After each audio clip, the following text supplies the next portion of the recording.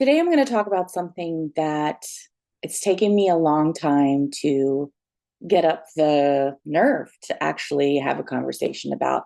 And it's because it's so out of the wheelhouse for what I normally talk about on any of my channels. And that is 3iAtlas. Now, the reason I want to talk about this is because I have noticed in my practice and in myself that we're collectively going through a major spiritual awakening. And it seems to be aligned with the arrival of this, let's, for lack of a better word, call it a thing. Because there's a lot of debate out there about what it is. I have my own channeled information, and in that, what I hear is almost like it doesn't even matter what it is. What matters and what we should be focused on is ourselves and not what's going on out there. There is also this acknowledgement of fear. And I think that's what 3iAtlas has come to awaken inside of us during the spiritual awakening is the things that bring us fear and hold us back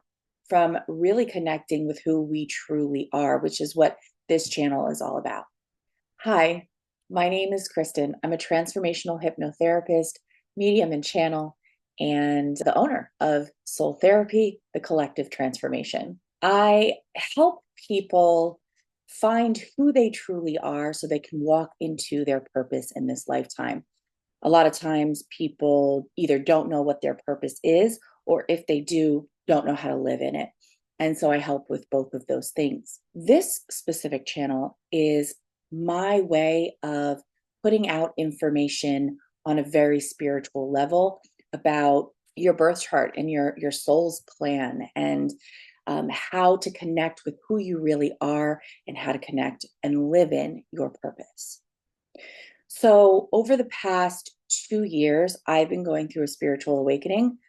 I didn't exactly know that that was happening because it was so subtle.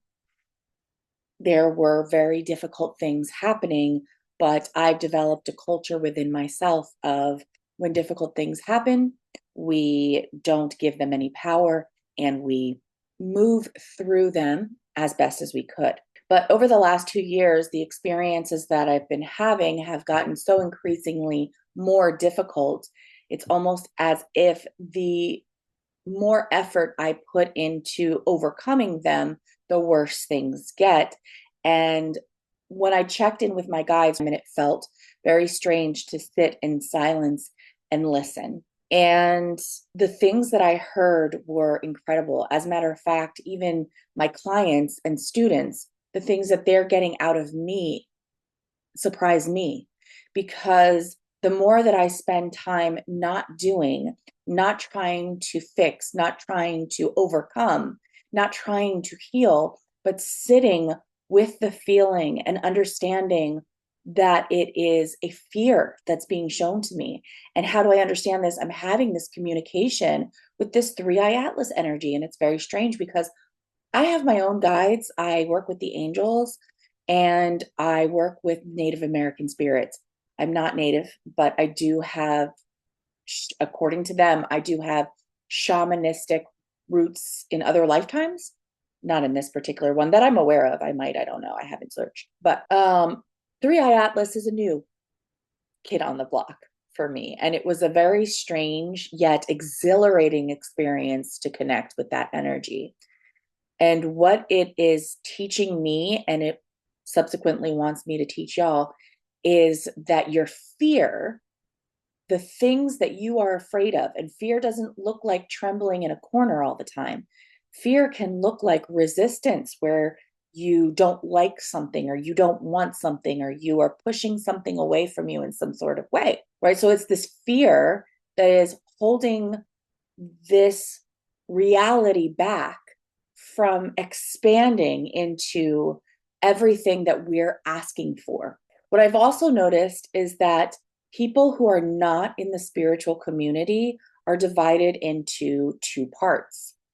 One is going through their first spiritual awakening and their dark night of the soul. And you may be one of them. You may be someone who's attracted to this video because you're going through something that you don't understand.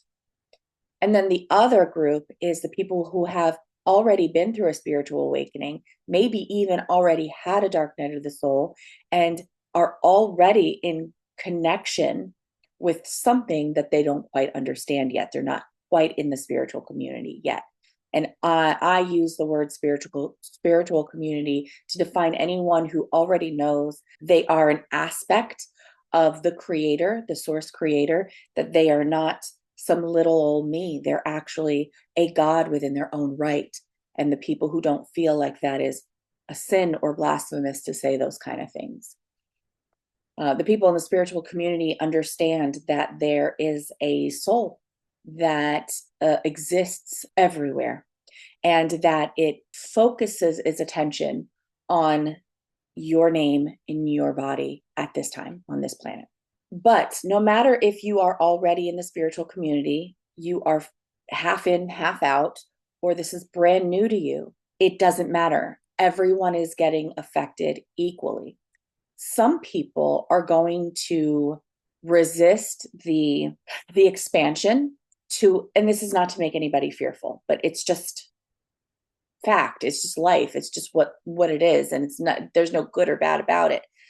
But some people are going to be in so much resistance to allowing the new energies and moving into the new earth that this will be their time to cross over. And that's beautiful for them. Other people will take a longer time but choose to stay. And those people are going to have an extremely difficult experience over the next few years, like walking in cement that's almost dry. If you are one of those people who feel like things are extremely difficult, I may put a clip up. I'm not sure if I'm going to do that. It's very vulnerable for me, but I am going through a dark night of the soul. And when it first started, and I was like, oh my gosh, I need to like watch videos of people going through the dark night of the soul because I can't go through this alone. It really pissed me off that they were all like, I'm going through the dark night of the soul. And I'm like, bitch, you are not going through the dark night of the soul if that's the way you're acting. So you might be saying that about me if you're currently going through it. And I assure you, I'm going through it. The difference is that in the dark night of the soul, when I'd already been through one, and so I already realized when I was going through it that it was happening. And it took several weeks for me to let go and allow. And it's been very, very challenging, extremely challenging.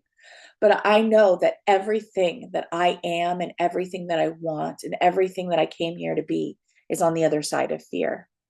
And if I fear this awakening process, I'm only going to prolong it. So my advice to you, and the advice from 3iAtlas kind of combined, because there's two things here.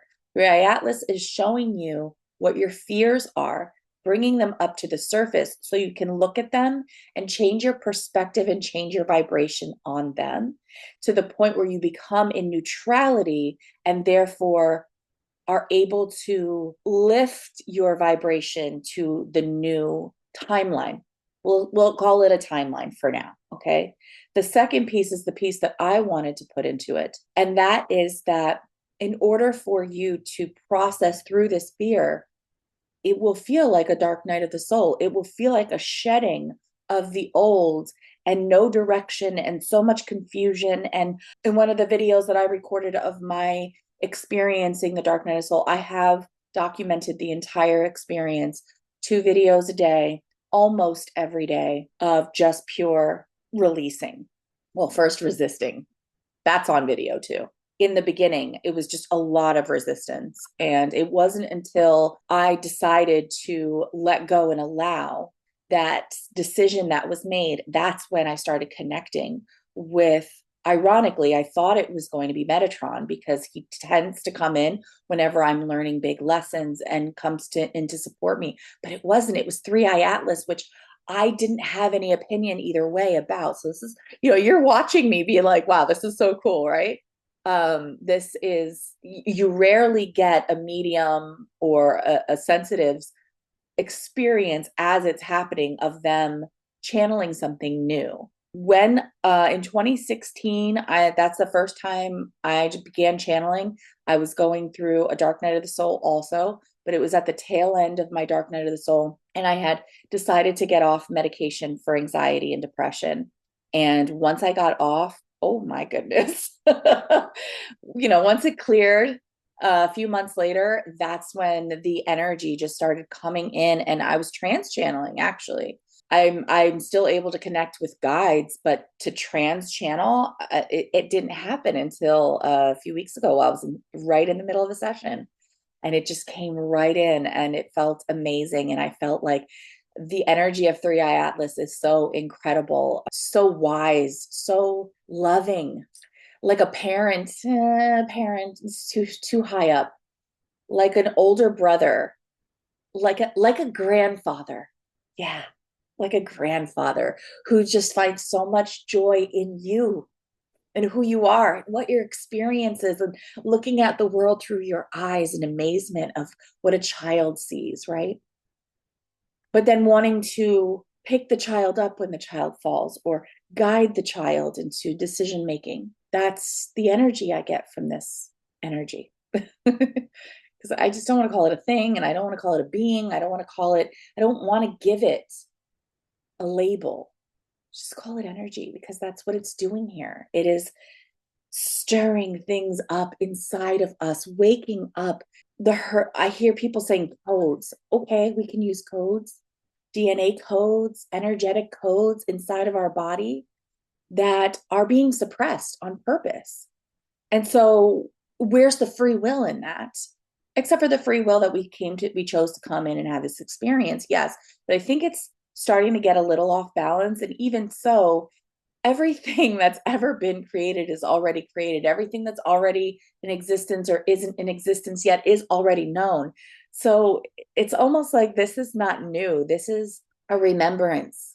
And that's a lot of thing I'm going to teach you about in manifestation also, is the remembrance of what you want, and the remembrance of having it. In this particular case, I want you to know that you're not alone, that what you're experiencing is not a punishment, that God has not forsaken you, that your guides have not left you. You are not alone on a desert. I know you might feel that way right now. And we're going to talk a lot about this over the next couple of weeks because I've been asked to.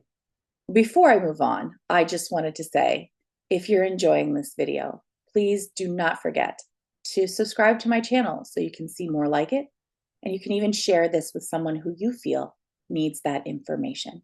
As you are experiencing these, what feel like lower, denser energies, I just want to reiterate that it's important for you to process what you're feeling. Don't call it wrong or bad or be in fear of it. Feel it. Acknowledge that this is a feeling that I am receiving that is here to show me something, and ask it, what are you here to show me? And when you ask, sit in silence and don't assume that you're going to hear the answer in your ears or in an instant knowing. It may be an unfolding of an understanding. At least that's how it has been happening for me. And every day I meditate and connect with my spirit guides. Interestingly, many times I don't even feel them, but I know they're there. It's just that I'm going through a processing time of fear and doubt and anger and a bunch of things that they're not really in alignment with. So they're kind of on the outside. I feel them kind of saying, we're here, we're here, we're here, but not really being able to intervene in any other way than support. Okay, I've actually got to go see a client. So I wish you all the best. Let me know in the comments, what are you going through? What are your ascension symptoms? Even if it doesn't feel like ascension, it is a cleaning out. And I want to know what that looks like and feels like for you. I wish you so much blessings. My heart is with you. You're going to get through this. I'll see you on the other side, and I'll see you in the next video. Bye.